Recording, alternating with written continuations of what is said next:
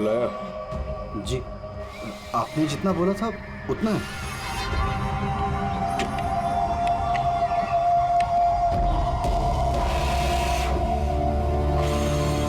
Good. अगला consignment अगले महीने की 5 तारीख को। जी। पैसे? गाड़ी में।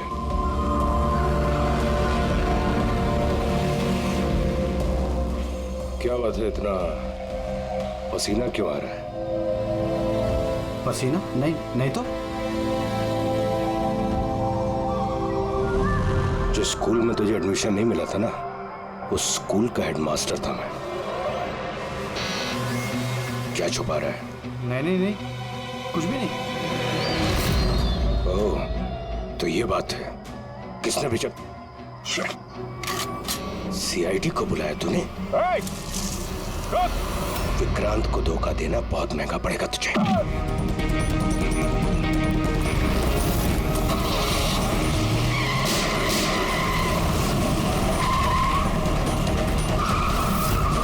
और इस तरह इस बार तुम उस तक पहुंच ही गए। हाँ, लेकिन हमेशा की तरह इस बार भी विक्रांत के नसीब में जेल की सलाखें नहीं लिखी थी। नामी गिरामी अपराधी विक्रांत ने सरकारी गवाह बनने का फैसला कर लिया है। वो मकरंद के खिलाफ अदालत में सारे सबूत देगा और इसके बदले अदालत उसकी सजा काफी हद तक माफ कर देगी। इन अपराधियों को पकड़ने के लिए हम लोग दिन रात एक कर देते हैं, अपने खून पसीना बहाते हैं। क्या इसलिए कि अदालत उनको दोबारा जुर्म करने के लिए छोड़ दे? अब अदालत को दोष मत दो अभिजीत। वैसे भी मकरंद के खिलाफ उनके पास ज्यादा सबूत थे नहीं, और हमारा काम मुजरिमों को पकड़ना है, ना कि उनकी सजा तय करना। यार, तो तुमको क्या लगता है, इसको छोड़ना सही है? अब सही तो नहीं है, पर हम लोग क्या कर सकते हैं, हैं?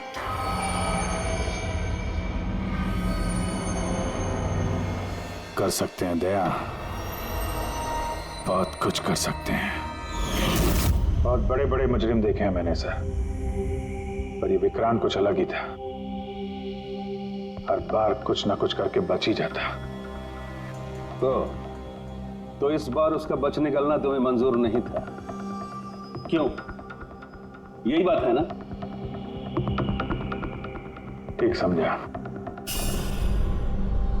इसलिए जब मुझे पता चला कि इस केस का इंचार्ज मेरा पुराना दोस्त मुरली है, तो विक्रांत से मिलना है मुझे। यार सिर्फ 10 मिनट। अभिजीत, तुम ये जानते हो कि ये मुमकिन नहीं है। This doesn't fit into any kind of protocol. मैं तुम्हें परमिशन नहीं दे सकता। परमिशन? वो आरती याद है तुम्हें? बीकॉम सेकेंड ईयर की स्टूडेंट, कैसे तड़पा के मारा था उसने। किसने परमिशन दी थी उसे ऐसा करने के लिए? और वो 80 साल की बूढ़ी औरत जिसे आंख से दिखता नहीं था, उसके हाथ पांव काट दिए थे उसने। एक 8 साल के बच्चे तक को। अभिजीत, मैं उसकी पूरी केस हिस्ट्री को जानता हूं। फिर तुम ये भी जानते होगे किसी भी जेल में 15-20 दिन से ज्यादा नहीं टिकता ये विक्रांत। यार मेरा उससे मिलना बहुत जरूरी है। एक लड़की का किडनैप हो गया, पिछले 2 महीने से नहीं मिल रही है। सिर्फ विक्रांत जानता है कहां है वो। यह लड़की की जिंदगी का सवाल है, समझो यार, सिर्फ 10 मिनट। ठीक है, लेकिन सिर्फ और सिर्फ 10 मिनट। तो इस तरह तुम विक्रांत के कैंप तक पहुंचे, लेकिन तुम्हें तो सिर्फ उस लड़की के बारे में जानना था ना? ये सब कैसे हो? ये सच है सर, मैं सिर्फ लड़की के बारे में जानने गया था। मगर 5 मिनट का टाइम दे रहा हूं, दिमाग पे जोर डाल ले और अच्छी तरीके से हिला ले। आरजू कहाँ है? आरजू? कौन सी आरजू? किसकी आरजू? मैं नहीं जानता किसी आरजू को। वही लड़की जिसे तूने किडनैप कर रखा है। ओह, सॉरी, भूल गया था। कहाँ रखा उसे? जानता है अभिजीत, पिछली बार भी मैंने एक लड़की को किडनैप किया था, फिर भूल गया था। फिर अचानक 2 महीने के बाद मुझे याद आया, तो फिर जाकर देखा कि उसकी लाश कुर्सी से बंधी हुई थी और उसकी लाश पर मक्खियां भिनभिना रही थी, और अब आरजू का भी वही हाल होने वाला है। ऐसा कुछ नहीं होगा।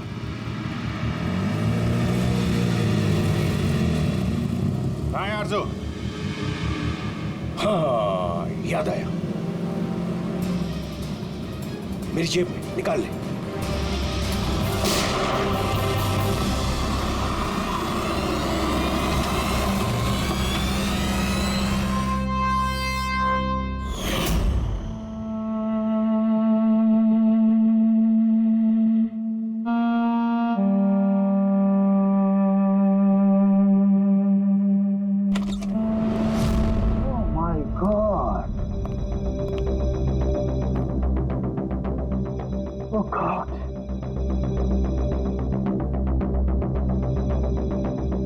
मुझे तुम जैसे जिम्मेदार ऑफिसर से ये उम्मीद नहीं थी मुरली।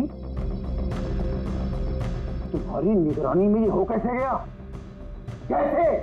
हाउ? गलती मुरली की नहीं, मेरी है। सब मेरी वजह से हुआ है।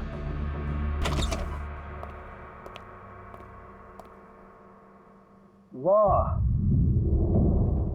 वाह, क्यों एसपी साहब, बड़ा गर्व हो रहा होगा आपको। तो इतिहास में पहली बार किसी सीआईडी ऑफिसर के हाथों खून हुआ है, और वो भी एक सरकारी गवाह का। चैन साहब, आपको जो कुछ कहना है मुझे कहिए। अपराध मैंने किया है। तुमसे नहीं, एसीपी प्रद्युमन से ही बात करूंगा, क्योंकि अगर सीआईडी की नाक कटती है, फाइनली सारी जिम्मेदारी प्रद्युमन के कंधे पर ही आती है। मैं तो सिर्फ उसे गन दिखा के डरा रहा था सर। गोली चलाने का कोई इरादा नहीं था सर मेरा। अच्छा। तो तुम सिर्फ गन दिखा रहे थे, हाँ? और गन अपने आप चल गई। तुम सीआईडी ऑफिसर हो या कोई नौसिखिए? I mean amateur shooter.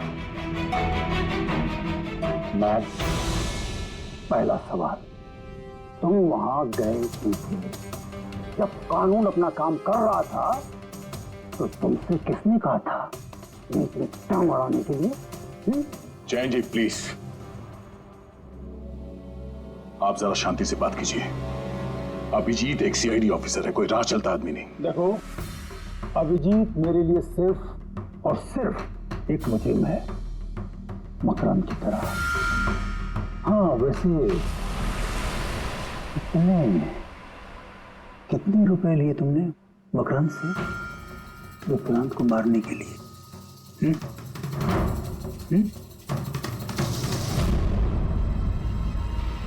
अगर तुम एक वकील ना होते और मैं एक सीआईडी ऑफिसर नहीं होता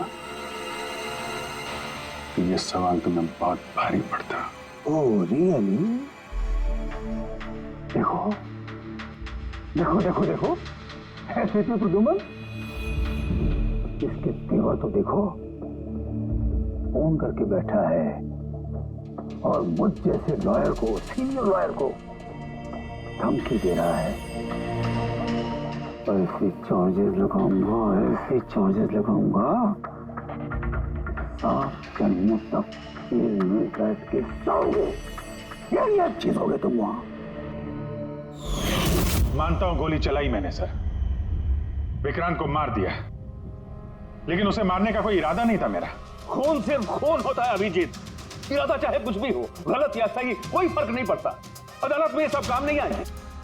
ये प्रोसिक्यूटर, जैन, मीडिया वाले धज्जियां उड़ा देंगे तुम्हारी, धज्जियां। इस जुर्म की सजा भुगतने के लिए मैं तैयार हूं सर, लेकिन जयंत और मीडिया वाले जो मुझ पर इल्जाम लगा रहे हैं मकरंद से मिले होने का, यह मैं कभी बर्दाश्त नहीं कर सकता। अभिजीत, फिर तो तुम्हें कोई नहीं बचा सकता।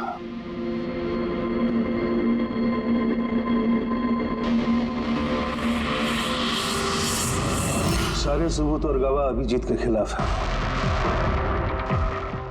यानी कोई उम्मीद नहीं है सर? कैसे उम्मीद है? अभिजीत ने खुद कन्फेस किया है कि गोली उसी ने चलाई।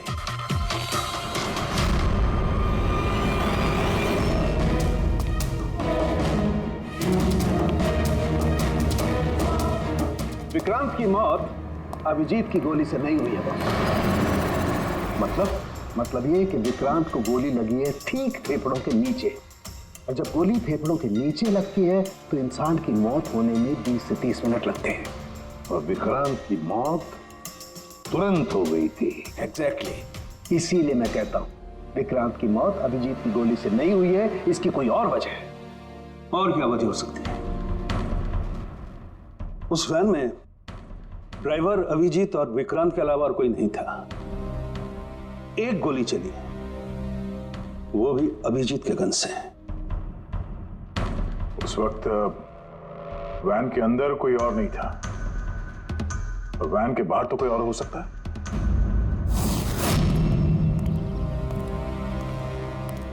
अभिजीत, उस वक्त गाड़ी के बाहर कोई था जिस वक्त गोली चली? नहीं, एक्चुअली पता नहीं, क्योंकि मेरा पूरा ध्यान तो विक्रांत पे था। अभिजीत, ठीक से याद करके बताओ, गोली चलने से पहले क्या हुआ था? कुछ अजीब हुआ था? कुछ भी? गोली चलने से पहले मैं विक्रांत से बात कर रहा था और हाँ, अचानक वैन को झटका लगा, गाड़ी हिल गई और विक्रांत भी थोड़ा गिर गया और मेरा भी संतुलन बिगड़ गया और गोली चल गई। एक मिनट, झटका लगा? किस तरह का झटका? जैसे सड़क पे अचानक से कोई गड्ढा आ गया, पूरी वैन हिल गई। लेकिन यहाँ तो सड़क बिल्कुल ठीक है, दूर दूर तक कहीं कोई स्पीड ब्रेकर भी नहीं है, स्मूथ। यहाँ गड्ढा कैसे आ सकता है? हाँ साहब, झटका लगा था, मेरी पूरी वैन यूं दाईं तरफ मुड़ गई।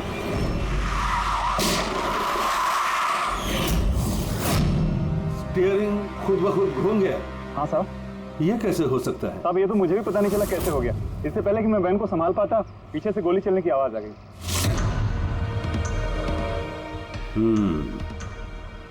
स्टीयरिंग व्हील का खुद ब खुद मुड़ जाना, गोली अपने आप चल जाना, सड़क पे कोई गड्ढा भी नहीं है। आखिर यहां हुआ तो क्या हुआ?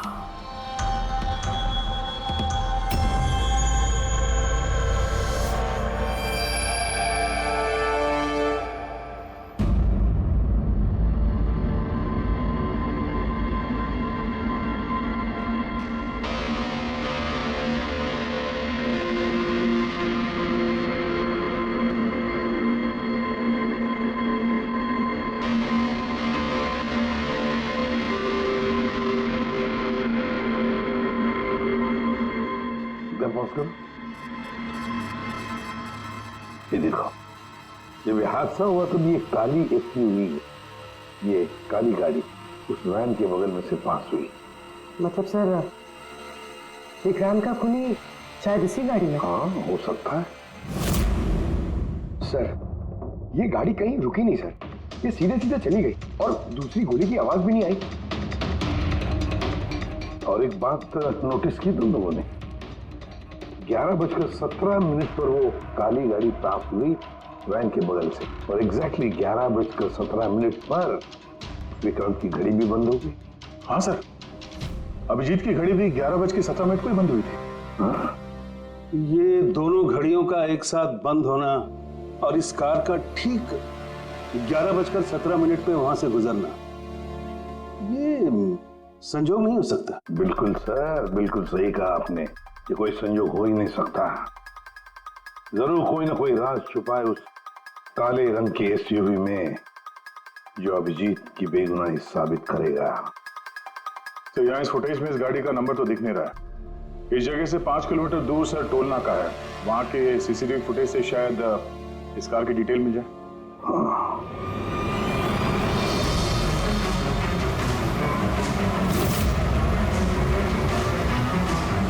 अगर वो गाड़ी टोल नाका से गुजरी ही नहीं तो यहीं कहीं आसपास होनी चाहिए, इसी इलाके में। सर, वो देखिए, काले रंग की कार।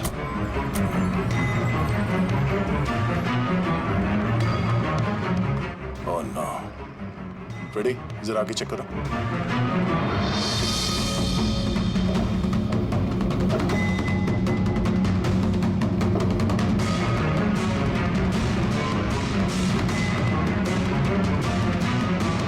ये वही काली एसयूवी है, जला दी गई है। मतलब गाड़ी में ऐसा जरूर कुछ था जो खूनी मिटाना चाहता था। सर, ना तो नंबर प्लेट दिख रही है और ना ही चेसी नंबर। सारे सबूत मिटा दिए मुजरिम ने।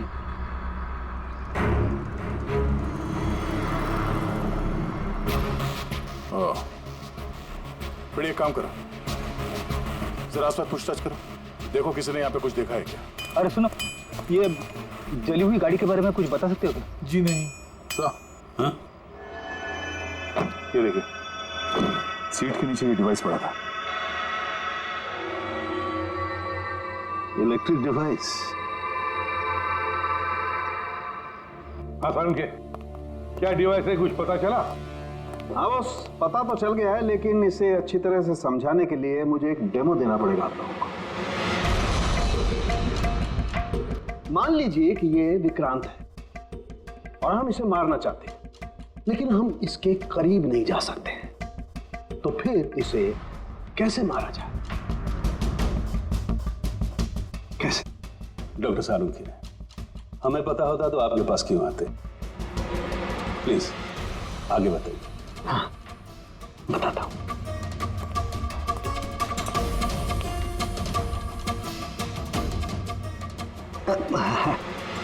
आप थोड़ा पीछे हट जाइए प्लीज।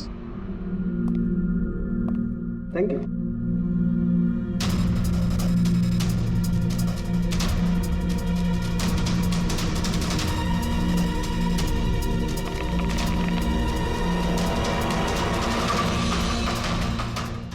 देखा आपने बॉस, बिना नजदीक जाए इसे ऐसे मारा जा सकता है। ये आपने किया कैसे सर? क्योंकि जैसे ही हमें इस डिवाइस के बारे में पता चला, हमने विक्रांत के पुराने मेडिकल रिपोर्ट्स मंगवाए जेल में से। ये स्कैन 2 महीने पुराना है और ये वाला स्कैन ये हमने कल रात को लिया, उसके मरने के बाद।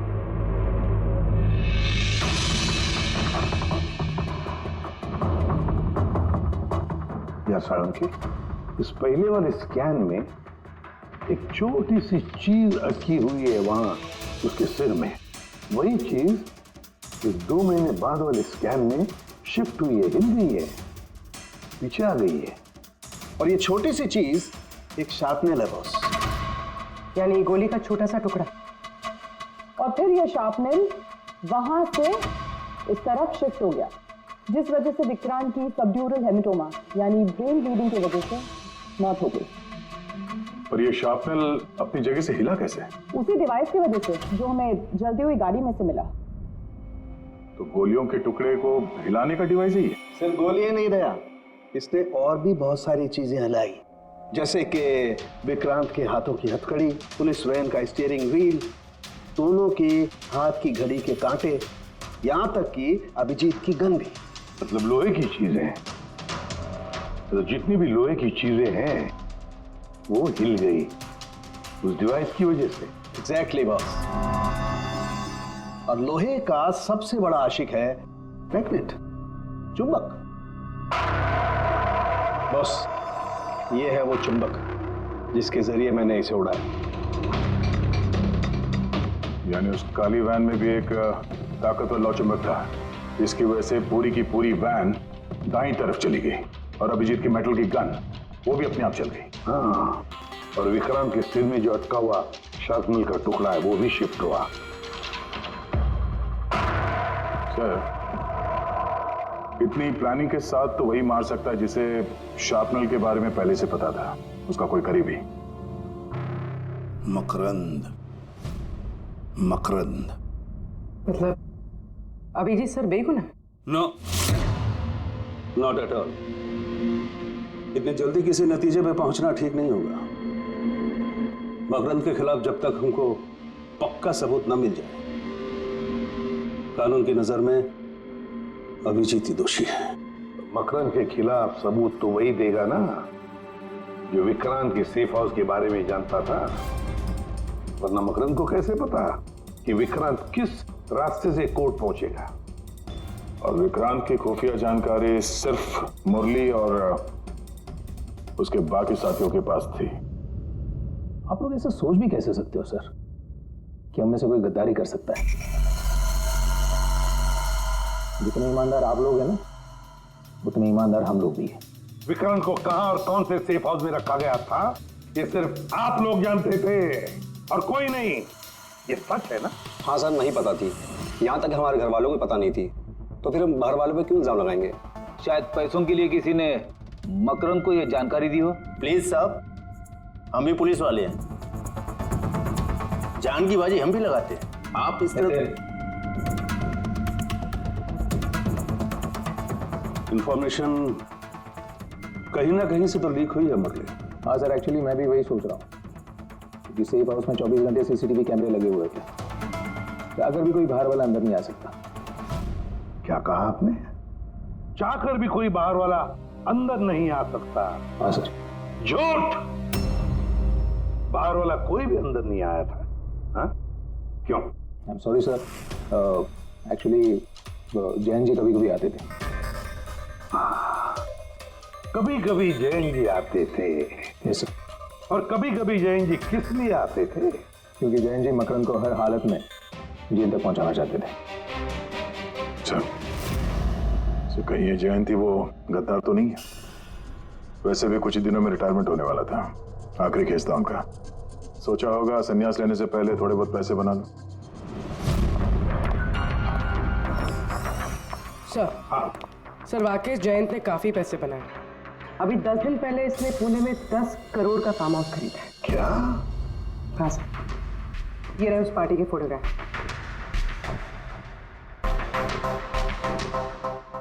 एक मिनट, माय गॉड, दया पहचाना इसे? हाँ सर, ये तो जोगी है, मकरंद का खास चेला। जोगी मकरंद का खास चेला, और वो भी जयंत की पार्टी में।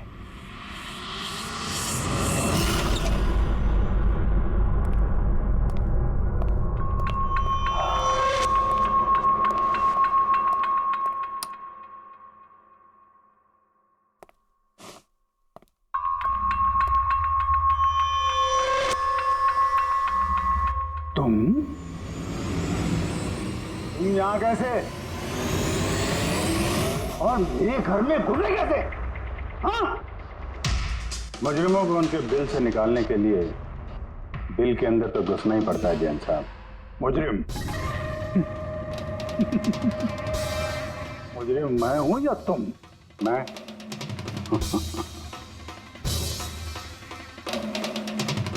लेकिन ये तस्वीर, ये कुछ और ही कहानी कह रही है।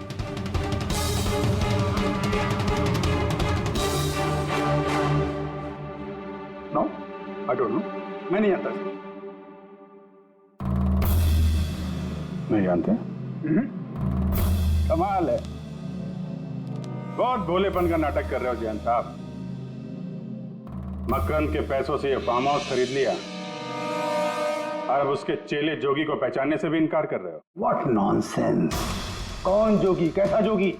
मैं किसी जोगी वोगी को नहीं जानता। अगर नहीं जानते तो ये जोगी तुम्हारी पार्टी में क्या कर रहा था? देखो, मेरी पार्टी में 400 से ज्यादा लोग आए थे। अब मैं हर एक को तो नहीं पहचानता ना। और रहा सवाल मेरे फार्म हाउस का, तो मेरी जिंदगी भर की खून पसीने की कमाई है, समझे? मकरंद की बात कर रहे हो ना तुम? वो देखो, उस केस में उसके खिलाफ सारे सबूत मौजूद हैं। विक्रांत ने मरने से पहले मुझे सारे सबूत सौंप दिए थे। मकरंद को तो मैं फांसी पर लटकाऊंगा और साथ में तुम्हें भी। लाइट हो क्या हुआ?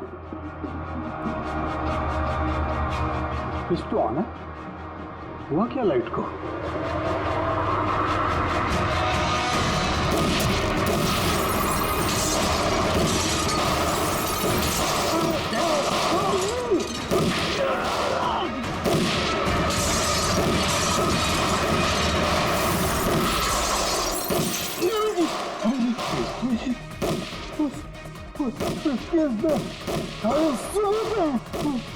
मकान के हाथ नहीं आना चाहिए। जी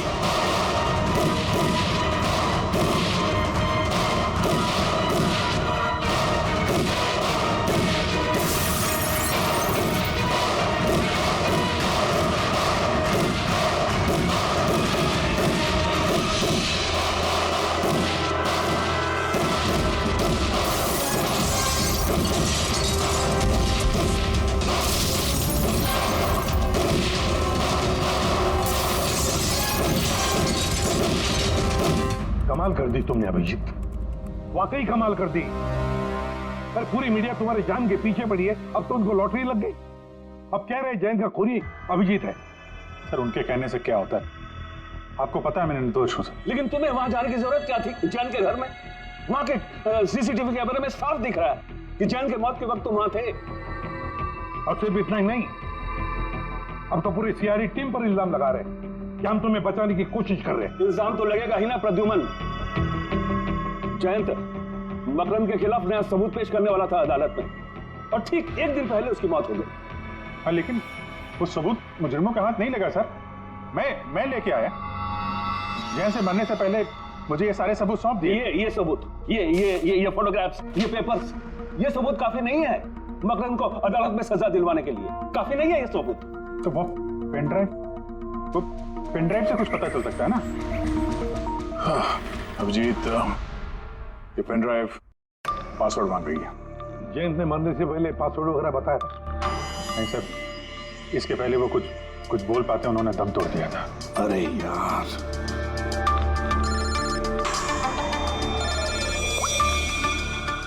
हेलो, हाँ पूर्वी। अच्छा, ओके ठीक है। चल, पता चल गया जोगी को जैन जी की पार्टी में कौन लेके गया था। कौन लेके गया था? खुद जैन जी की पीए सोनल।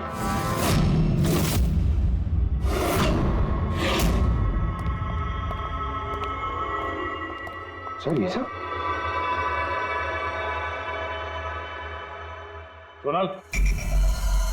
सोनल पूरी तेरे ऊपर चेक कर।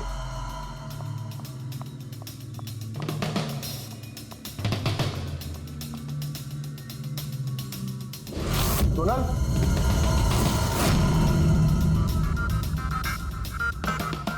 सर अंदर तो कोई भी नहीं। सर कोई नहीं होगा।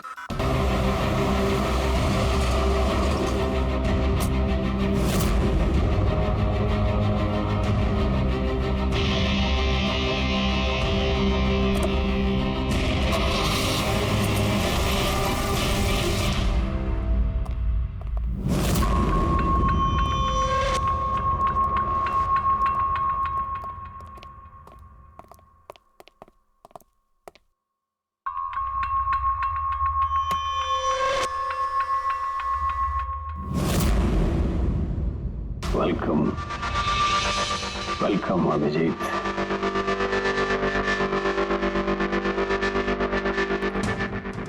मकरंद के आशियाने में तुम्हारा स्वागत है।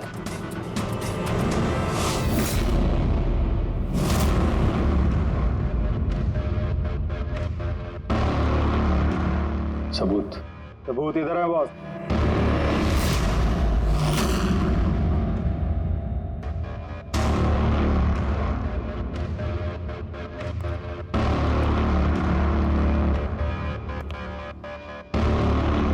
मकरंद, सबूत तुम्हें मिल चुका है, अब सोनल को जाने दो।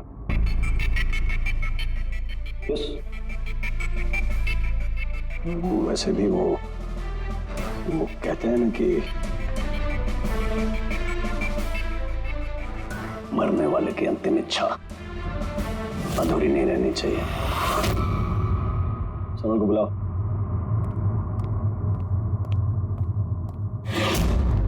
चल।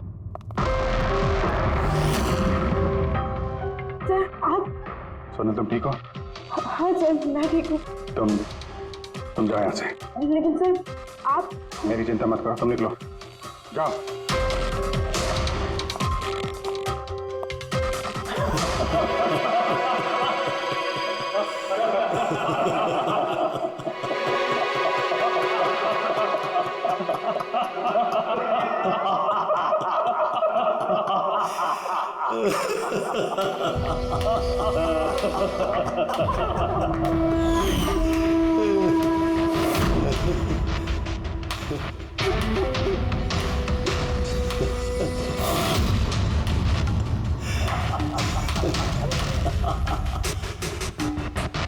सोनल, तुम भी मानते हो ना मेरे दिमाग को? तुम सीआईडी वालों को भी मैंने चकमा दे दिया।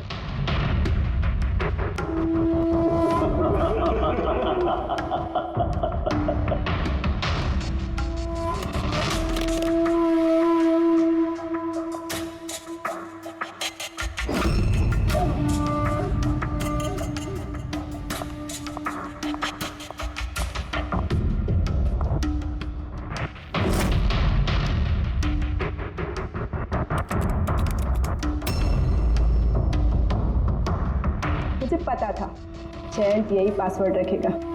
मकरम will die. Now, stop conversation. Start the operation.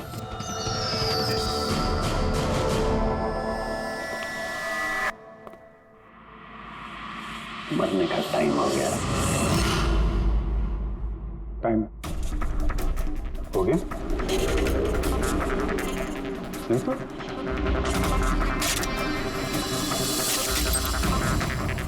ओहो, मैग्नेट,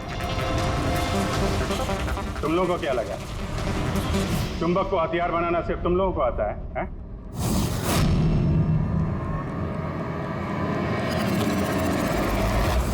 इस ब्रीफकेस में वैसा ही चुंबक है जैसा तुम लोगों ने उस गाड़ी में लगाया था विक्रांत को मारने के लिए। मकरन, खेल खत्म तुम्हारा।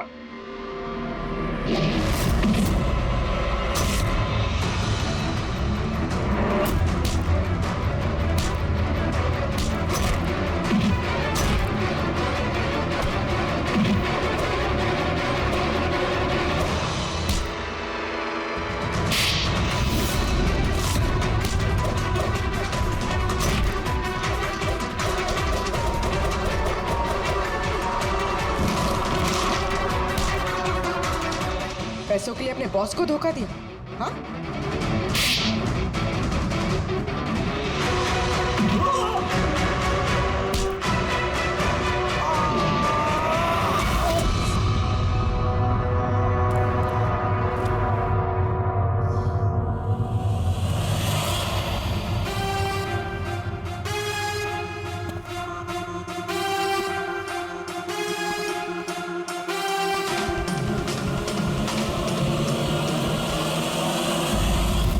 Morning sir. Congratulation Abhijeet, finally तुम पर लगे सारे इल्जाम आज धुल ही गए और एक बार फिर उसी गर्व के साथ तुम सीआईडी की ड्यूटी ज्वाइन कर सकते हो। Thank you sir. सर, हमने आरजू को बचा लिया सर। मकरन के साथियों को पता था कि विक्रांत ने उन्हें कहाँ कैद करके रखा था, पर सर जयंत जी का सपना पूरा नहीं हो पाया मकरन को जेल भेजने का। चलो जो भी है, all well that ends well.